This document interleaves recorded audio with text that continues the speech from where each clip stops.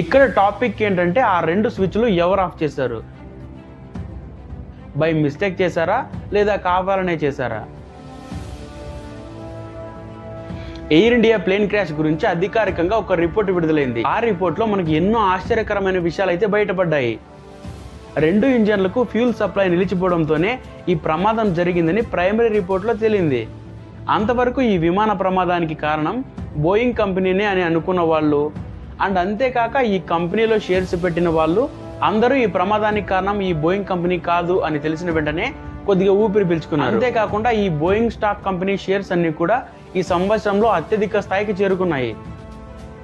NDTV ప్రకారం aviation safety expert అయిన మోహన్ రంగనాథన్ గారు ఒక స్టేట్మెంట్ అయితే ఇచ్చారు. విమానం ఆ రోజు గాల్లో ఉన్నప్పుడు ఈ ప్రైమరీ రిపోర్ట్ ప్రకారం రెండు ఇంజన్ల కట్ ఆఫ్ స్విచ్లు ఆఫ్ అయిపోయాయి. అంటే వీటిని ఆఫ్ చేయాలంటే ఖచ్చితంగా మాన్యువల్గానే చేత్తోనే ఆఫ్ చేయాలి. అంటే ఖచ్చితంగా ఈ ప్రమాదం పైలట్ తప్పిదం వల్లే జరిగిందని స్టేట్మెంట్ ఇచ్చాడు. ఈ స్టేట్మెంట్కి ఆపోజిట్గా కొన్ని పైలట్ యూనియన్స్ అన్ని విమర్శలు కూడా చేశాయి. అంతేకాకుండా ఈ రిపోర్ట్ మన ఆంధ్రప్రదేశ్లోనే కాకుండా మొత్తం దేశం మొత్తం ఒక చర్చనీయ అంశంగా మారిపోయింది. ఆ చర్చలు అంతటితో మాత్రమే ఆగలేదు. సుమిత్ సబర్వాల్ మానసిక స్థితి కూడా సరిలేదని కొంతమంది అనుమానాలు వ్యక్తం చేశారు. సో ఇందులో ఏం జరిగిందో ప్రైమరీ రిపోర్ట్ ఆధారంగా చేసుకుని నేను పాయింట్ టు పాయింట్ అయితే మీకు ఎక్స్ప్లెయిన్ చేస్తాను. జూన్ 12 మార్నింగ్ 11:17 గంటలకు ఢిల్లీ నుంచి అహ్మదాబాద్కు 171 ఎయిర్ ఇండియా ఫ్లైట్ సక్సెస్ఫుల్గా ల్యాండ్ అయింది. ఆ విమానాన్ని 34 బే నంబర్ ప్లేస్లో పార్క్ చేశారు. పార్క్ చేసిన తర్వాత విమానంలో ఉన్న పైలట్స్ ఆ విమానంలో ఒక ఎర్రర్ని అయితే గుర్తించారు. అదే స్టాబ్ POS XCDR. దీని ఫుల్ ఫామ్ ఏంటంటే స్టెబిలైజర్ పొజిషన్ ట్రాన్స్డ్యూసర్. ఇది విమాన వెనుక భాగంలో ఉంటుంది. టెయిల్ ఫిన్ యొక్క పొజిషన్ తెలియజేసే ఒక సెన్సార్ లాంటిదన్నమాట. ఈ సెన్సార్ పైలట్ మరియు ఫ్లైట్ కంట్రోల్ సిస్టమ్కు అవసరమైన డేటా ఇస్తుంది. సో ఈ సెన్సార్లో ఒక సమస్యను గుర్తించిన పైలట్స్ అక్కడున్న టెక్ లాగ్ బుక్లో పైలట్ డిఫెక్ట్ రిపోర్ట్గా నమోదు చేశారు. మధ్యాహ్నం 12:10 గంటలకు air India duty maintenance engineer ఈ స్టెబిలైజర్ ప్రాబ్లమ్ని సాల్వ్ చేశాడు. దాని తర్వాత విమానం ఎగరడానికి సిద్ధంగా ఉంది. ముంబైకు చెందిన సుమిత్ సబర్వాల్ మరియు క్లైవ్ కుందర్ ఇద్దరు పైలట్స్ కూడా సిద్ధంగా ఉన్నారు. వాళ్ళిద్దరూ ఆల్రెడీ ఉదయం 11:55 గంటలకే ప్రీ ఫ్లైట్ బ్రీత్ అనలైజర్ టెస్ట్లో పాస్ అయ్యారు. అంటే వాళ్ళలో ఎవ్వరూ మద్యం తాగలేదు.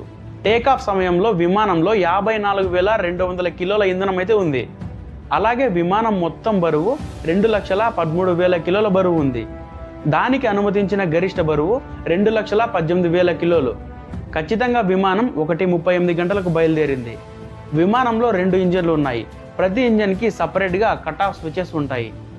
ఈ స్విచ్లు 2 ఇంజన్లోకి ఫ్యూల్ వెళ్ళడానికి ఉపయోగపడతాయి. విమానం గాల్లో ఉన్న సమయంలో ఇంజన్ 1 మరియు ఇంజన్ 2 యొక్క ఫ్యూల్ కట్ ఆఫ్ స్విచ్లు 2 రన్ పొజిషన్లో నుంచి కట్ ఆఫ్ పొజిషన్లోకి మారాయి. ఇక్కడ రన్ పొజిషన్ అంటే ఫ్యూల్ సప్లై జరుగుతుంది, అంటే ఇంజన్ ఆన్లోనే ఉంటుంది. కానీ కట్ ఆఫ్ అంటే ఫ్యూల్ సప్లై జరగదు, అంటే ఇంజన్ ఆఫ్ అయిపోతుంది. ఈ ప్రైమరీ రిపోర్ట్ ప్రకారం 2 ఇంజన్ల కట్ ఆఫ్ స్విచ్లు ఆఫ్ పొజిషన్లోకి వచ్చేసాయి. రెండింటి మధ్య కేవలం కొన్ని సెకండ్ల వ్యవధిలోనే, అంటే మొదటి ఇంజన్ ఆగిపోయింది, తర్వాత మరో సెకండ్లోనే రెండోది కూడా ఆగిపోయింది. దీనివల్ల విమానం ఎయిర్పోర్ట్ బౌండరీ క్రాస్ చేయకముందే కిందికి దిగడం ప్రారంభించింది. ఎందుకంటే 2 ఇంజన్లు ఆఫ్ అయిపోయాయి. ఇక్కడ టాపిక్ ఏంటంటే ఆ 2 స్విచ్లు ఎవరు ఆఫ్ చేశారు? బై మిస్టేక్ చేశారా లేదా కావాలనే చేశారా? అసలు ఏం జరిగింది అనేది మనకి ఇప్పుడు కూడా క్వశ్చన్ మార్కే. ఈ సిచ్యువేషన్కి తగ్గట్టుగా కాక్పిట్ వాయిస్ రికార్డింగ్లు పైలట్ల మధ్య కొంచెం గందరగోళాన్ని అయితే సృష్టించాయి. 2 ఇంజన్లు ఆగిపోయాక విమానం ఇక కిందకి క్రాష్ అయిపోతుందనే సమయంలో వాళ్ళిద్దరిలో ఒక పైలట్ ఎందుకు స్విచ్ ఆఫ్ చేశావు అని మరో పైలట్ని అడగగా మరొక పైలట్ తాను స్విచ్ ఆఫ్ చేయలేదు అని చెప్పాడు. ఈ కమ్యూనికేషన్ జరిగిన తర్వాత వాళ్ళిద్దరూ కలిసి మేడే కాల్ ఇచ్చారు. ఎయిర్ ట్రాఫిక్ కంట్రోలర్ అయితే స్పందించాడు, కానీ అప్పటికే విమానం క్రాష్ అయిపోయింది.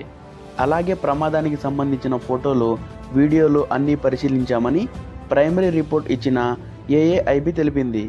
మరోవైపు విమానం వెనుక భాగంలో ఉన్న EAFR సాంప్రదాయ పద్ధతుల్లో డేటాను తిరిగి పొందడానికి వీలుగా తీవ్రంగా దెబ్బతిన్నట్లు ప్రైమరీ రిపోర్ట్లో ఉంది.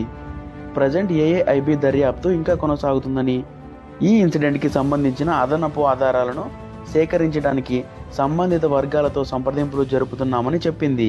ఇక్కడ అనుమానం ఏంటంటే విమానం నడిపిన ఇద్దరు పైలట్లకు చాలా అనుభవం ఉంది.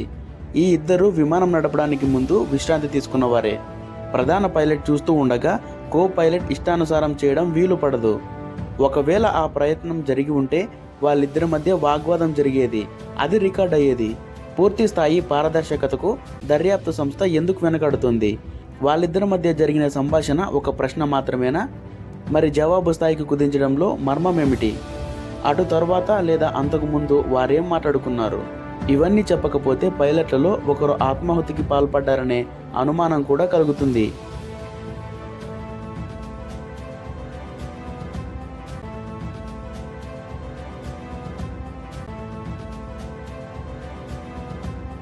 ఫ్రెండ్స్, ఇంతటితో అయితే మన వీడియో ముగుస్తుంది. వీడియో ఇన్ఫర్మేటివ్గా అనిపిస్తే లైక్ చేసి సబ్స్క్రైబ్ చేయండి. Love you all.